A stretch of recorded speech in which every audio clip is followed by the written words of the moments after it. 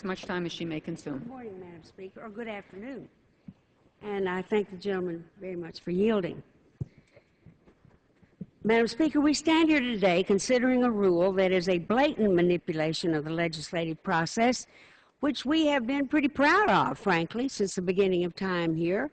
Process is very important in legislative business, and we have, while it may seem like cookie cutter, but we all still revere Thomas Jefferson and his manual. That's just the way we are, I guess. But breaking with long-standing bipartisan tradition for the consideration of surface transportation bills, today's rule throws all notions of bipartisanship and transparency out the window. As you have heard, it is the first transportation bill since Eisenhower was president that was not bipartisan. And it moves toward a transportation bill that has been widely condemned on both sides of the aisle and by almost everybody who knows about it in the United States. Beside me, the grand old Pretzels rating system tracks the legislative contortions that are being done by the Republican leadership as they pursue a hyper-partisan agenda. We launched this system to answer the calls of the American people. What in the world is going on there? No matter which party is in power, the American people demand a fair shot, not a rigged game. The legislative acrobatics being done by the majority are really quite remarkable. I don't know anybody else on earth who could have even thought of it. No matter what has happened there, the stunt work began late last week, as Mr. McGovern pointed out, when we were fully expecting to come in on Monday and deal with a 1,000-page transportation infrastructure bill. The legislation that we knew already, because we'd heard so many complaints about it, was cobbled together into Frankenstein's monster. It was made up of completely, believe me, completely unrelated and most times unvetted provisions that addressed almost every issue under the sun. Secretary of Transportation, as we all know, who is our good friend, deplores this bill. He would like to see this bill fail.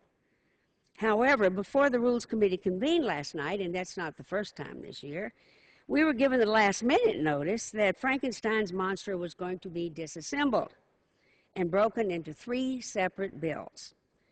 This last-minute change would allow the majority to limit the number of germane amendments, 300 were filed, and rule out of order common-sense attempts by Democrats to make some special interests, such as big oil, and Mr. McGovern's fought this for years, pay their fair share instead of receiving billions of dollars in taxpayer subsidies. After forcing through these 3 bills, the majority plans to direct the clerk of the House to stitch it back together. So the whole purpose of it is to try a sleight of hand, what shell game are we playing here? That's what we're up to, I'm afraid. So that gives the Senate a stitched together bill, which we had cut into 3. I don't want anybody to miss this point. And they can take it or leave it, or I hope have a better bill than this. That's what we're hoping for.